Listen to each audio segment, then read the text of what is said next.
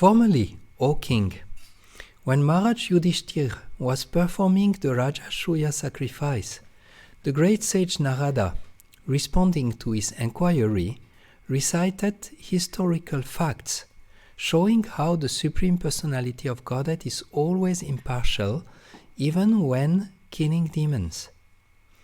In this regard, he gave a vivid example. There's a small purport.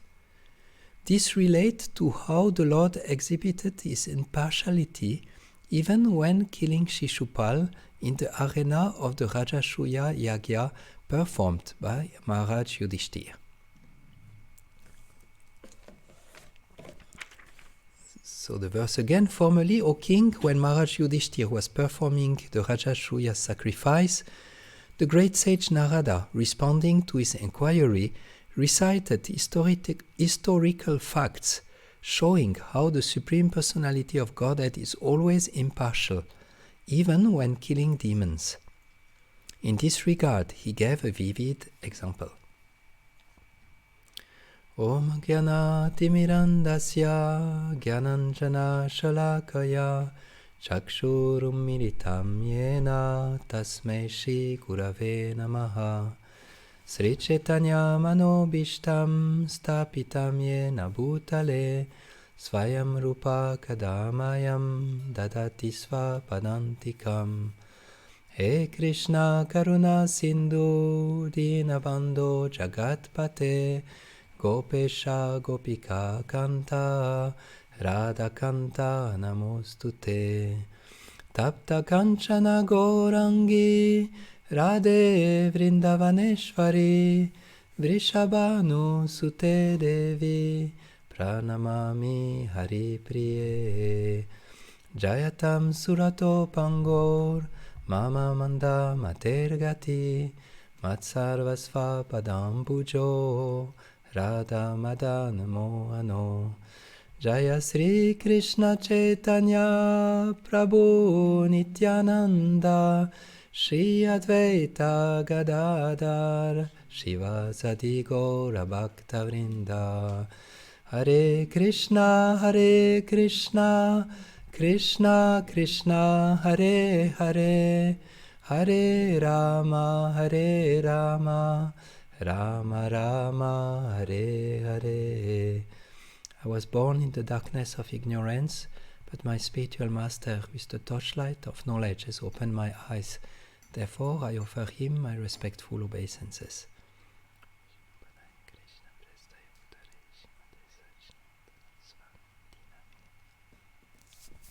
Welcome everybody to Srimad Bhagavatam lecture.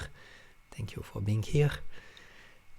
Sharing the Sangha, sharing the flow of thoughts just by having attentive audience. It is said that the speaker gets enlivened and gets empowered. If there is no audience or almost no audience, it's much more difficult. But just actually by sitting there, you are doing service also to Srimad Bhagavatam, giving your ears, giving your heart to the words of Srimad Bhagavatam. So we will keep a little bit the reading because there was very, very short purport. It's the King Parikshit at the beginning of the 7th canto is asking, but isn't it the Lord partial? Because in the previous canto there was all this amazing lilas with Indra who wanted the deity who wanted to kill Indra, and then the Lord was making because the Lord had actually backed up Indra by killing Hiranyakashipu and Hiranyaksha. That was actually the story, and so it seems the Lord had sided in the side of the demigods. So then the canto stopped, and then Maharaj Parikshit started the canto asking, is it the Lord partial with his devotee, or is he impartial? So we are dealing with that for the whole chapter, and now Shukadev Goswami is speaking to Maharaj Parikshit, and he's bringing another evidence. He was actually already bringing some arguments explaining how the Lord is partial. Now he brings another example on the table. So he said, formerly, when Maharaj Yudhishthir was performing the Rajasuya sacrifice, the great sage Narada, responding to his inquiry, recited historical facts showing how the Supreme Personality of Godhead is always impartial. So that means Maharaj Yudhishthir had inquired more or less the same question to Narada. And Narada had explained actually the story of Shishupal. And it's interesting because today we will deal, the topic of the lecture will be the story behind the story. And we can see in Bhagavatam there is the story that is told in a story that is told in another story.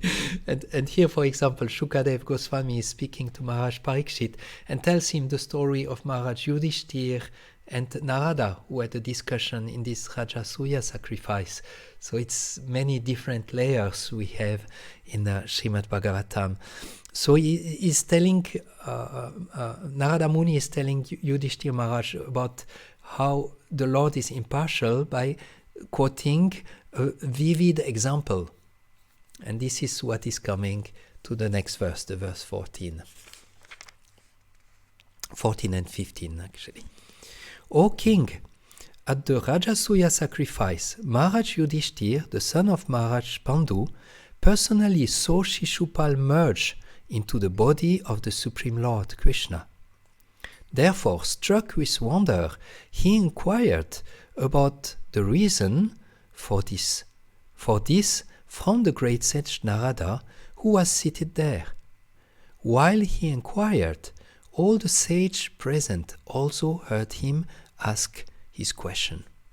So it's also very beautiful. Here we can have a beautiful picture.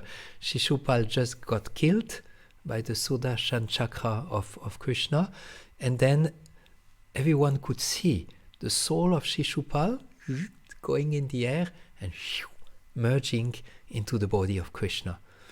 And therefore Maharaj Yudhishthir started to wonder, how is that possible? He was such a demon. He was such a... It's really strange. And everyone saw this and everyone had the question in mind. Verse 16. Maharaj Yudhishthir inquired to Narada Muni, it is very wonderful that the demon Shishupal merged into the body of the Supreme Personality of Godhead, even though extremely envious. This Sayuja Mukti is impossible to attain, even for great transcendentalists. How then did the enemy of the Lord attain it? Here we have a very short purport, another one.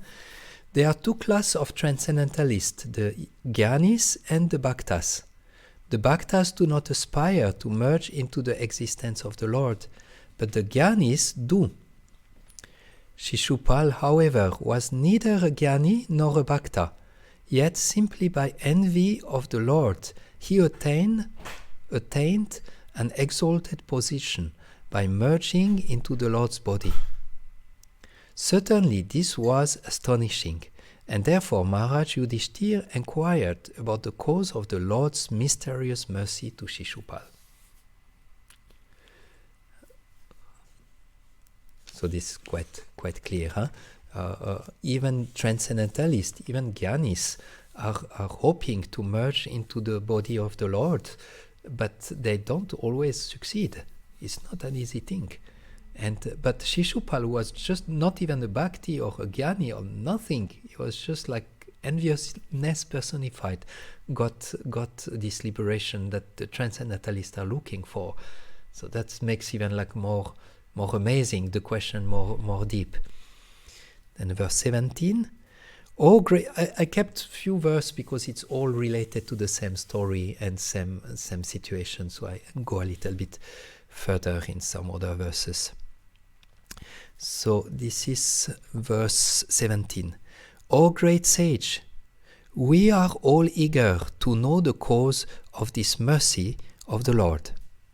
I have heard that formerly a king named Vena blasphemed the Supreme Personality of Godhead, and that all the Brahmanas consequently obliged him to go to hell. Shishupal should also have been sent to hell. How then did he merge into the Lord's existence? So here the sages and Yudhishthir, they are asking Narada Muni, and they bring another story into the picture. And they say, but there was a King Vena who was blaspheming the Lord, but he went to hell. So how is it that Shishupal, who was doing seemingly the same things, is now merging into the Lord? Verse 18. From the very beginning of his childhood, when he could not even speak properly, Shishupal, the most sinful son of Damagosha, began blaspheming the Lord, and he continued to be envious of Sri Krishna until death. Similarly, his brother Dantavakra continued the same habit. So here we get a little bit more insight into the life of Shishupal, that from birth, when he's just started to speak, the first things he was saying is Krishna is bad, and he was already blaspheming the Lord at that time. Verse 19. Although those two men, Shishupal and Dantavakra, repeatedly blasphemed the Supreme Personality of Godhead, Lord Vishnu Krishna, the Supreme Brahman, read it wrong. Although those two men, Shishupal and Dantavakra, repeatedly blasphemed the Supreme Personality of Godhead, Lord Vishnu, the Supreme Brahman, they were quite healthy. Indeed, their tongue were not attacked by white leprosy, nor did they enter the darkest region of hellish life. We are certainly most surprised by this. We see that there are sometimes examples in the scriptures when people were blaspheming God or blaspheming devotees, and as a result they got leprosy, or they got really like very bad reaction. Anyone you remember in the scripture of such? Yeah. What did how did the person blaspheme, and who he blasphemed? If I remember correctly, he didn't actually blaspheme the Lord directly. He blasphemed the Lord's associate in a most critical manner, and he ended up being a victim of leprosy. Yeah. I remember the name. Gopal Chapal. Gomaj was speaking about him actually in the festival. He was not able to go to see Mahaprabhu dance, and he was very envious of the devotees. So one night he brought many tantric article in front of the house, and when Shrivas, the house of Shrivas, and when Shrivas saw that he called everyone and said, "Look, this is me. This is how I am." But the Lord did not like at all. And then the next day or day after, he got leprosy. We had the same situation with another who was actually against Haridas Thakur. I don't remember his name of this one, but they had a debate, philosophical debate, and then Haridas Thakur was saying that liberation is just waiting at the door or at the step of the holy name. And this other, do you remember the name? What was the other Brahmana also started to blaspheme Haridas Thakur and said, if anything, what I say is wrong, then I should get leprosy, or if what you say is not true, you will get leprosy, or something like this. And then he got it also after. So there the question is, here was Shishupal, he was doing so bad. His whole life he was envious and blaspheming Krishna. How is it that he actually did not get leprosy, or why he did not get any reaction? So here we come to the purport. That might be the last verse for today. No, there will be one more. Krishna is described by Arjuna in Bhagavad Gita as follows: Param Brahman, Param Dhamma, Pavitram, Paramam Bhavan. You are the Supreme Brahman, the Supreme Abode and Purifier. Herein, this is confirmed. Vishnuyat Brahman No. Vishnum Yat Brahma Param Avyayam. The Supreme Vishnu is Krishna. Krishna is the cause of Vishnu, not vice versa. Similarly, Brahman is not the cause of Krishna. Krishna is the cause of Brahman. Therefore, Krishna is the Param Brahman. Yat Brahma Param Avyayam. So we go further. Next verse. I repeat, I kept reading few verses because we are just in the same, everything is the same topic. So we cover a little bit the same. So verse 20. How was it possible for Shishupal and Dantavakra, in the presence of many exalted persons, to enter very easily into the body of Krishna, whose nature is difficult to attain? Purport.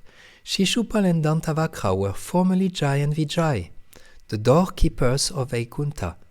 Merging into the body of Krishna was not their final destination.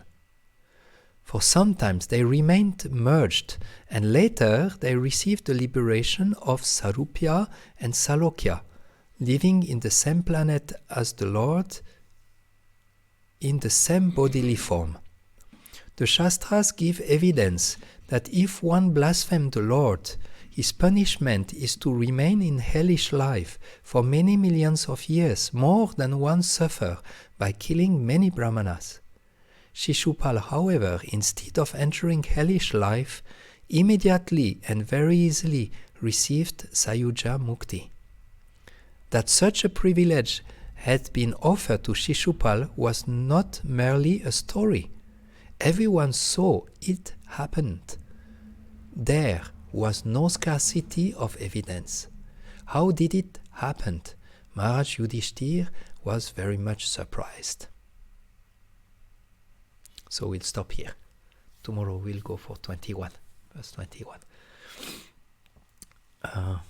So this is, I found this very interesting because we can see the story inside of the story. We can see something is happening and one cannot understand why it's happening. What's going on here? Why this? Why that?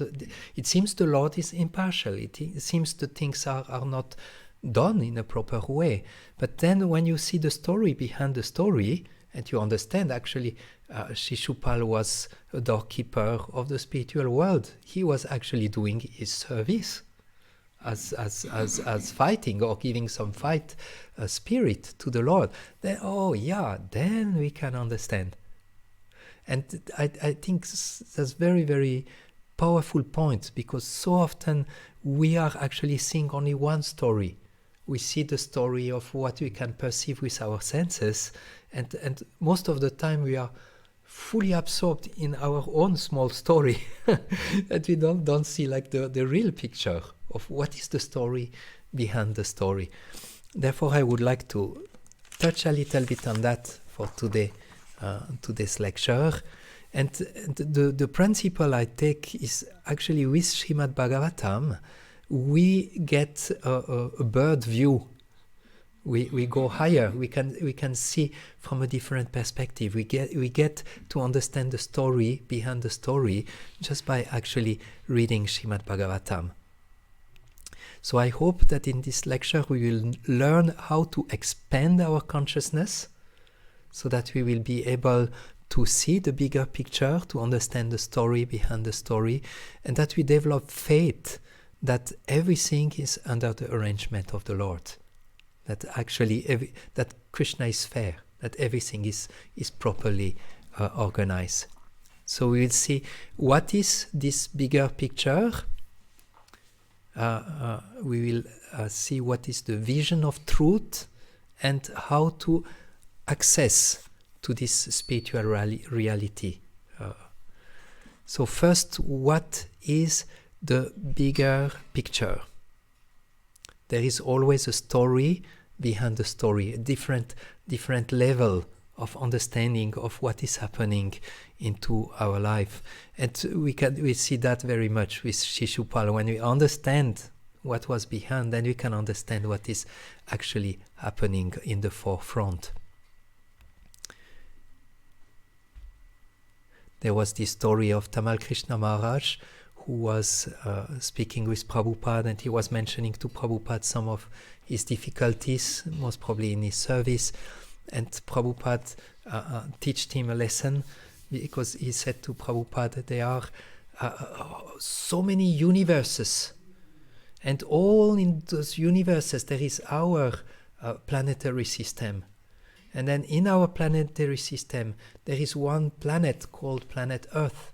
And in this planet Earth there is this United Nations, USA.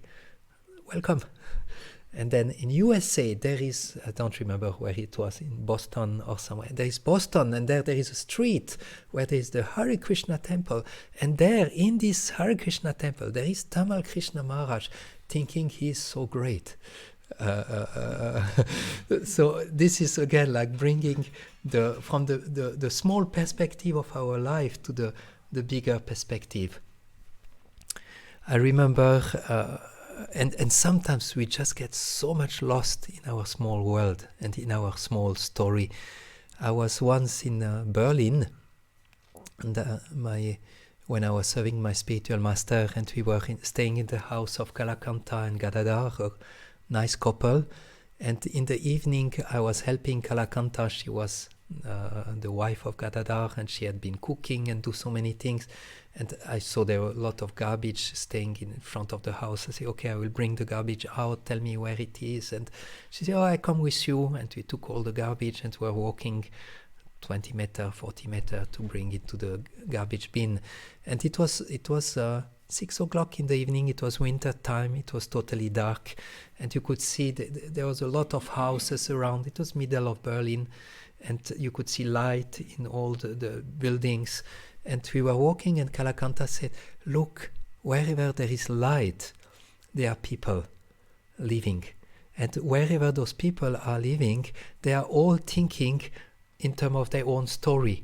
They are all thinking their story is the most important things in life.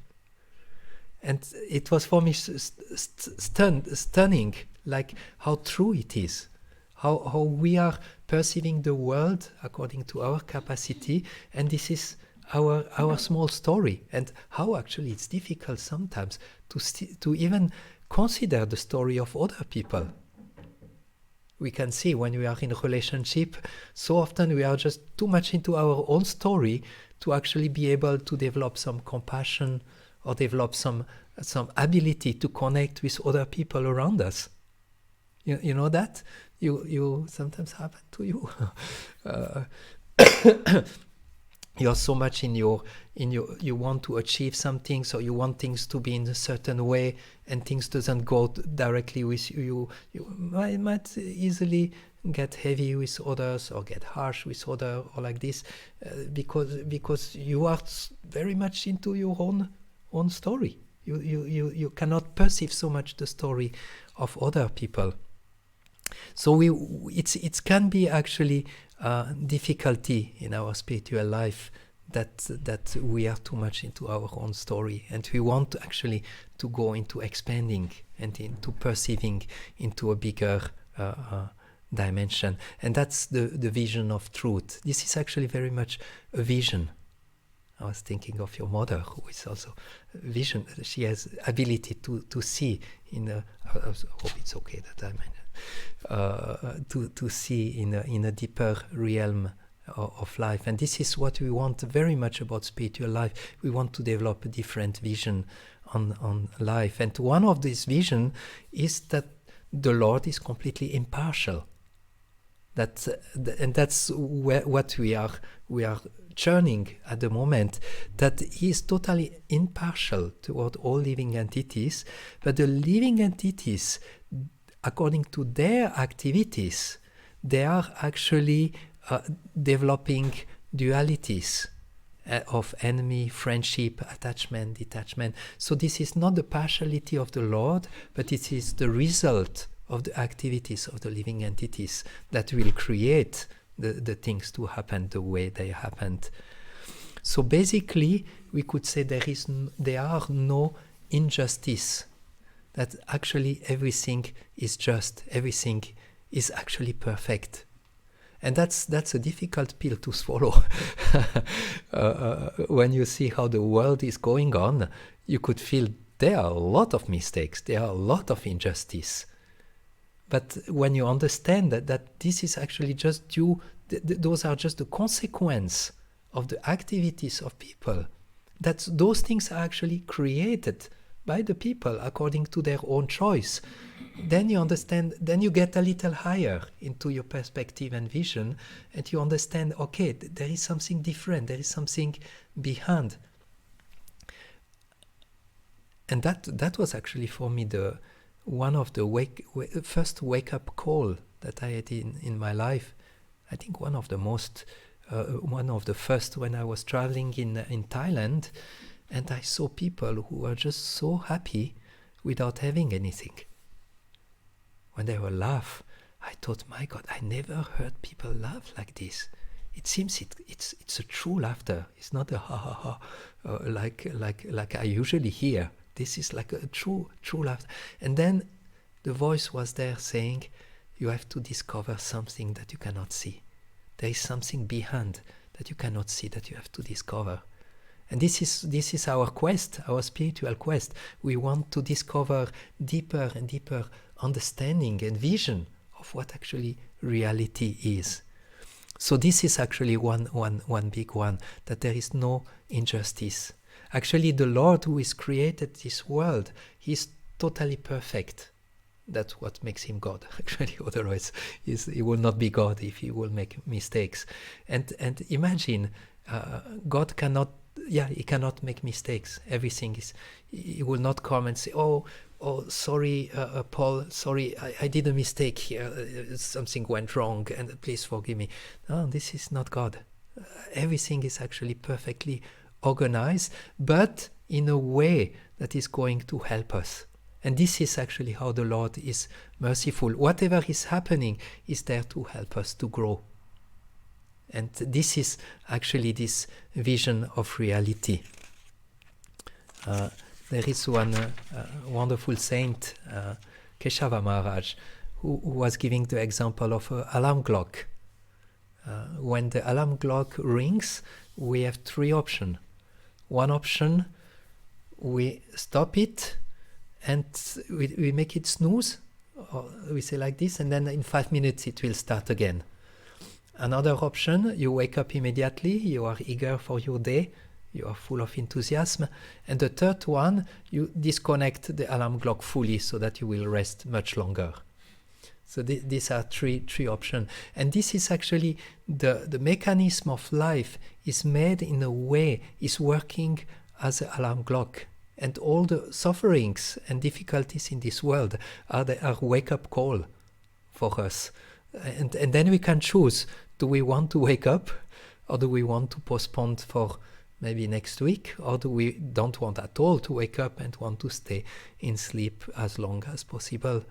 So this is actually the bigger perspective into the life, which is not always easy to access. Very often we are back into our small world, small life. Oh, he did that to me, he did that to me, and like this, and we don't see like the broader perspective of what is happening. But the broader perspective is the perspective of truth, where actually everything is perfect. Just we are not able to see it at our with our conditioned nature. And I want to quote also one verse, because it's nice to speak, but we should always refer to the scriptures. This is Bhagavatam 11:8, purport. If by God's arrangement one is forced to suffer material hardship, then one should think, due to my past sinful activities, I am now being punished. In this way, God is merciful, making me humble. One should remain peaceful and patient without mental agitation. So this is actually the vision of the Lord. When the Lord see, even in difficulty, He will say, this is the mercy of my Lord. He's actually wanting me to change. Sometimes when we are chastised, we feel, oh no, why? And we can see our ego is touched, but we can see, oh, Krishna, you are actually showing me something. You are showing me a place I can improve. Yesterday, Vajayanti was slightly chastised, and we were discussing, and it took quite some time to let go of it. Huh? It sticks, but yeah, we as devotee we want to turn it. Okay, this is a way of learning. This is something I can improve in my life. Wonderful, Krishna, you are showing me where I can improve. So finally, for today's lecture, I see time is passing. How to access to this higher story, to the story behind the story? How do we get this vision to see the things in their proper perspective? First, there are many answers. That's type of open questions that you can give a lot of answers. But one of them is we need purity to see.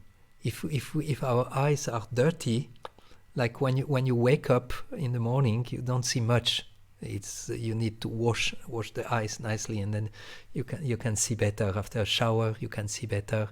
So we need some purity, and spiritual practices are actually cleaning up our heart, and then our vision transform, and we can see things in a different way by the purity of our heart. Another one is the modes of material nature. Yesterday, Govindaram was speaking about that also. We have actually a presentation for volunteers, like mainly on those modes of material nature, because they are very fundamental into all how this world is working. Like you have a mobile, you can put on sleep mode, flight mode. You have different mode in the material world, and this is the mode of passion, when you are super attached to what you do, and you suffer a lot when you don't get what you want. You have ignorance, when you don't want to do much, when you are really covered and very, very self-centered. And then you have goodness. This is the mode of light, the mode of knowledge, where actually you can reach transcendence. From this mode you can reach into the level of transcendence. So when those modes are on us, our consciousness is actually shrinking. When passion and ignorance are there, then our consciousness becomes shrunken, and then we are in our own world. We cannot perceive outside. We are lost into our world. But when we go into the mode of goodness, then the consciousness expands. It was so much the hippies were expansion of consciousness. That was they wanted to expand their consciousness through drugs.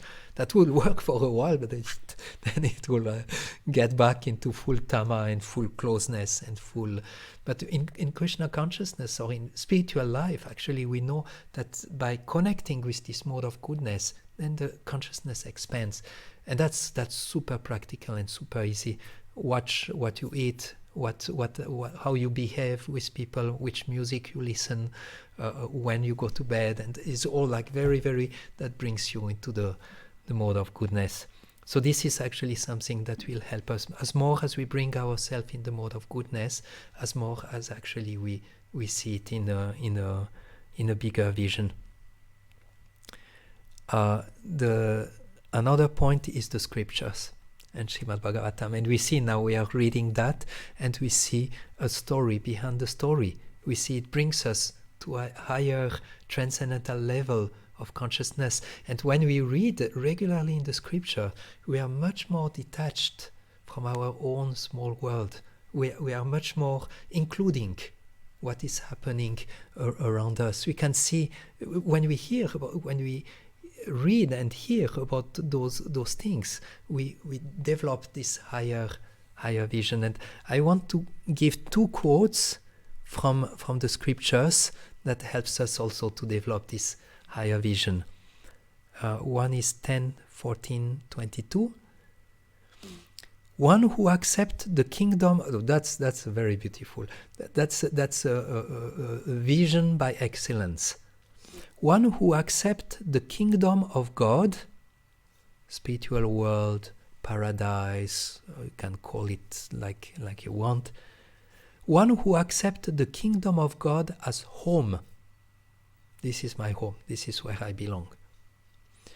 One who accepts the Lord himself as the object of love. This is the person I want to love. And when you accept the material universe as paraphernalia for being engaged in the Lord's service, then this is the vision of reality. But because I paraphrased, I will read one time the verse. One who accepts the kingdom of God as home, the Lord himself as the object of love, and the material universe as paraphernalia for being engaged in the Lord's service, dwell within eternal reality, wherever he may go within the material and spiritual world. So for one who has this vision, he dwells within eternal reality. So this is like deep.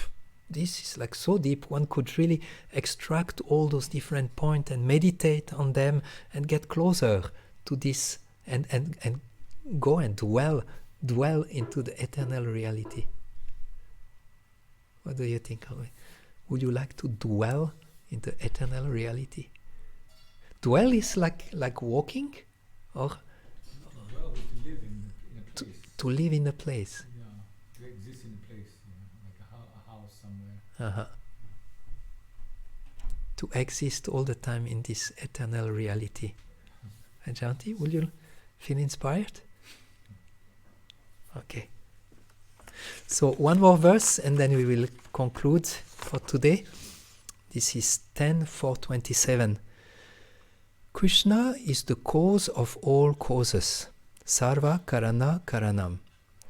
But one who has no connection with Krishna is disturbed by immediate causes and cannot restrain his vision of separation or differences.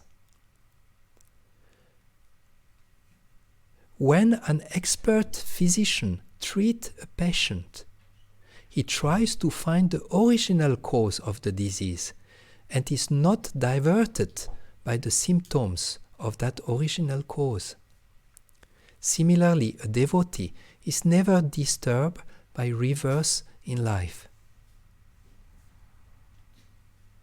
So this is coming from the scripture. If one take them, meditate on them, because we can read and it, okay, I will finish this chapter, 2 pages more. The race for finishing our reading, nothing much will happen. But if we actually take those drops of truth, those drops of reality, and absorb them, then it transforms our vision. Then we can see our life unfolding in a different way. And we can see everything is perfect. Everything is perfect. Everything is there for the good. And the Lord is not partial, because the Lord is giving the same chance to everyone. Everyone has the same possibility to choose in his life. Then, of course, according to his choice, then he will get reaction, and it will be more or less impelled to act in a certain way. Impelled, is it? Impelled. Yeah, more or less pushed to act in a certain way. You did some action that makes your frame of mind, and then because of your frame of mind, you will do same actions that will put you in same frame of mind. So only actually when you come to this mode of goodness, you can see the things in the different way, and you can make change. Actually, you can transform your life. Another point of transforming our vision is by humility. That I found to understand we don't know everything. we are beginners. Then it helps. Anyway, I'd like to end with a story. Last story.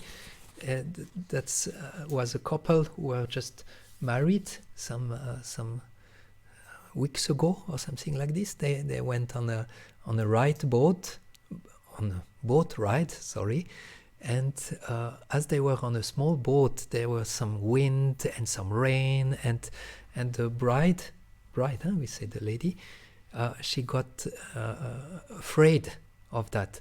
But the man was just like totally peaceful, keeping rowing, and then after some time she said, "Are you crazy, or are you stoned, or you don't see it's dangerous and something is happening? Why you don't move and do anything?"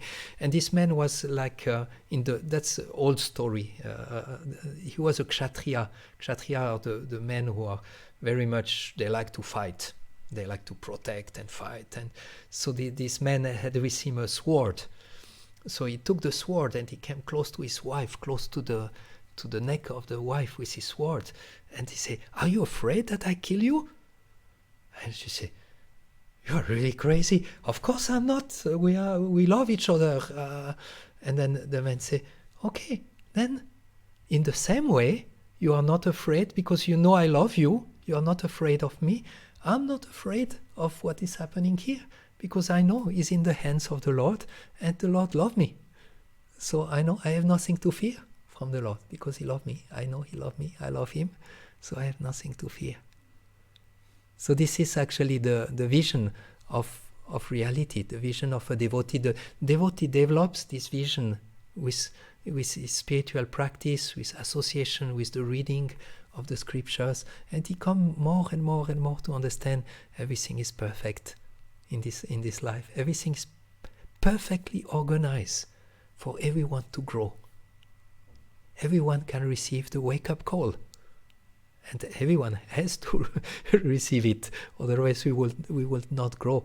But then it's up to the different people to decide if they want to wake up this lifetime, if they want to wake up this year or this month or this week, or if someone say, "Yeah, of course, I'm going right now. I want to wake up from the life."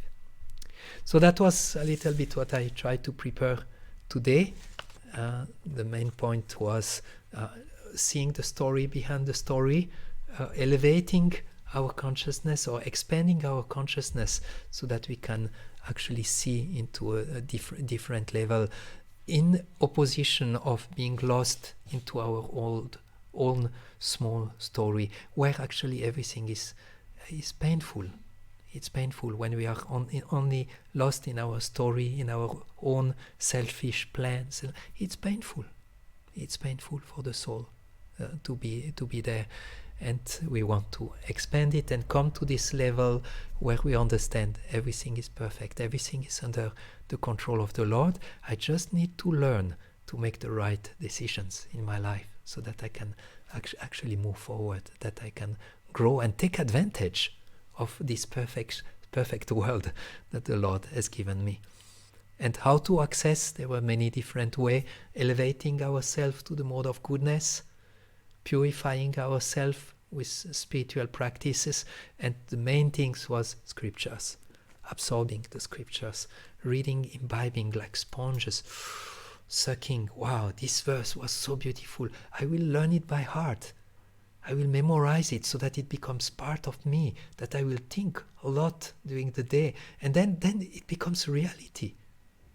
And this is like the power of the scriptures, that they can really make a big miracle in changing our consciousness and expanding our consciousness if we meditate on them and learn them.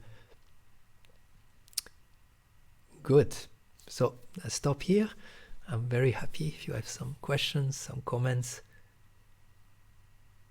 It's not an easy pill to swallow when the world is perfect. You have something, Anuradha? Yeah, actually, I was just thinking about the story about when you mentioned that story about the couple.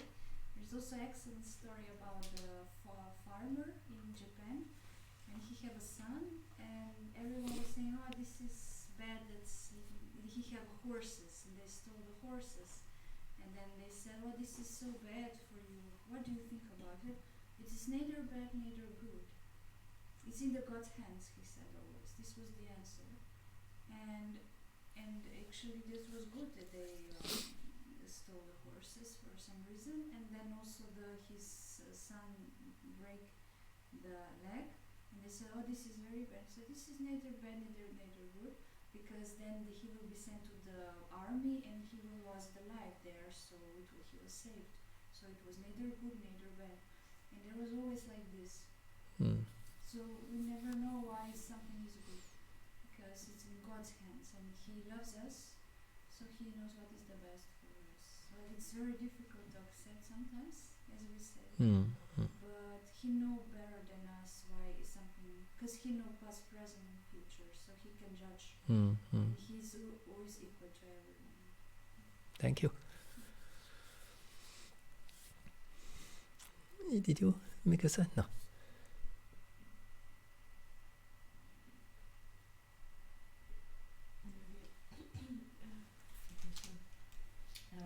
Also in this topic, you said that we should think big, not this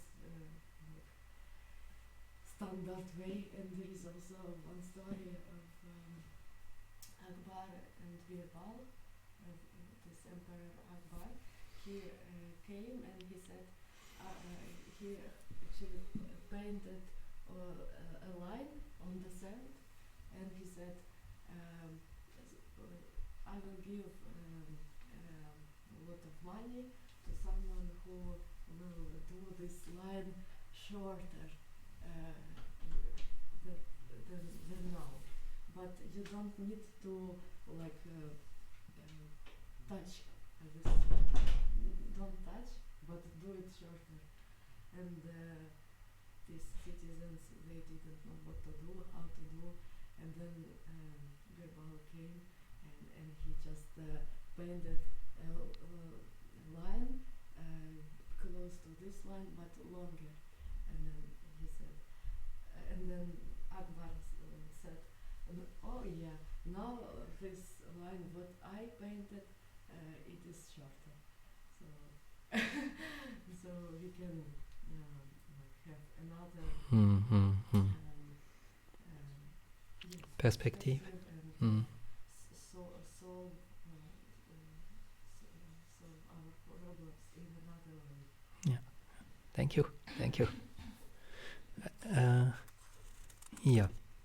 So I just noticed actually 2 days, I almost forgot to speak about Bhaktisiddhanta Sarasvati, but I see someone on the internet is asking for the quote that I was reading before. So it is 10:14:22, just for your reference. 10:14:22.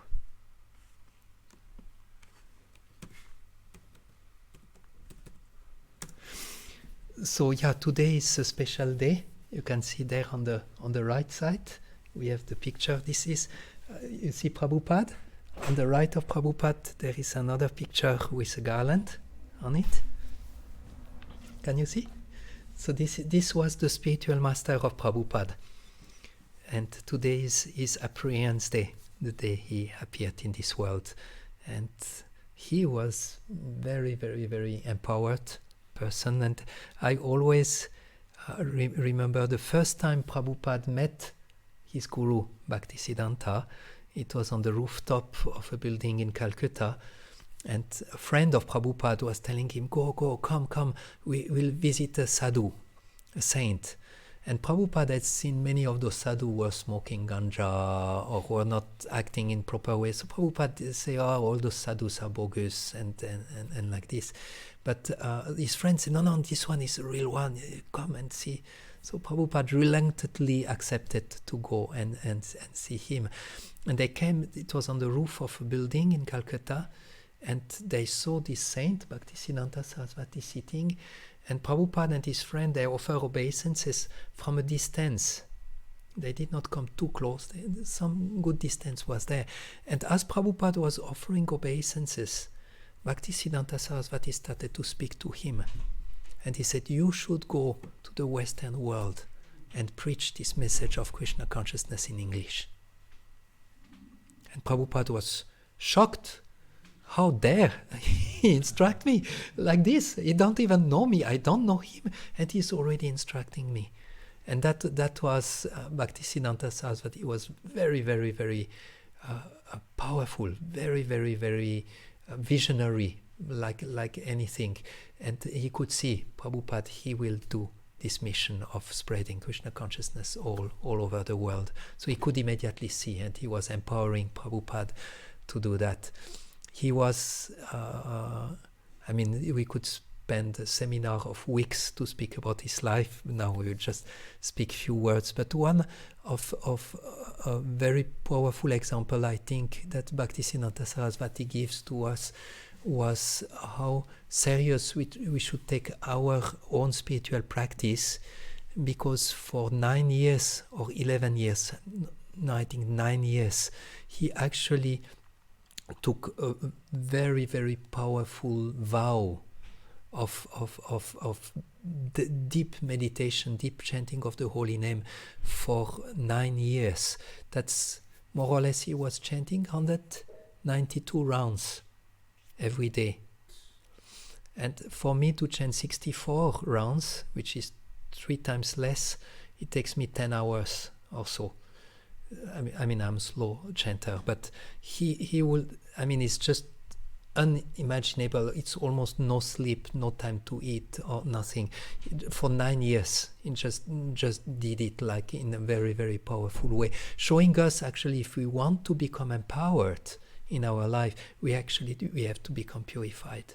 We have to have some serious work on ourselves so that we can actually become empowered. And then after that, then he was preaching and giving this consciousness to the whole world. He was helping the whole world actually to involve. And one of the main contribution, or one of the most powerful contribution I would say he was doing, was to actually change the caste system of India, because everyone was thinking you can be a Brahmana only if you are born in the family of Brahmana, and he was totally destroying that, saying no, it has nothing to do where you are born, it depends on your quality. Whatever quality you develop will make you to be a Brahmana or a priest or like this, it was very, very the Brahmanas especially, they were very angry they even tried to kill him for that. But he was really like very, very powerfully making this message. This is beyond. Spiritual life is beyond where you are born, beyond your body, that you are man or woman, even beyond the intelligence that you may have or not have. It's actually spiritual life is eternal, is from the soul, and is actually there for everyone. And then we come back into this point of God not being partial, because he's giving the opportunity to everyone. He was just so powerful. He was just nothing. He was destroying the ignorance. Wherever something was untruth, he will denounce it, he will show it, and he will break it to pieces. He was like, we would say, the most honest personality you could imagine. He was just, whatever was untruth, he will break it to ashes. That was Bhaktisiddhanta Saraswati. So we can pray to him today. We can approach him, offer him prayers.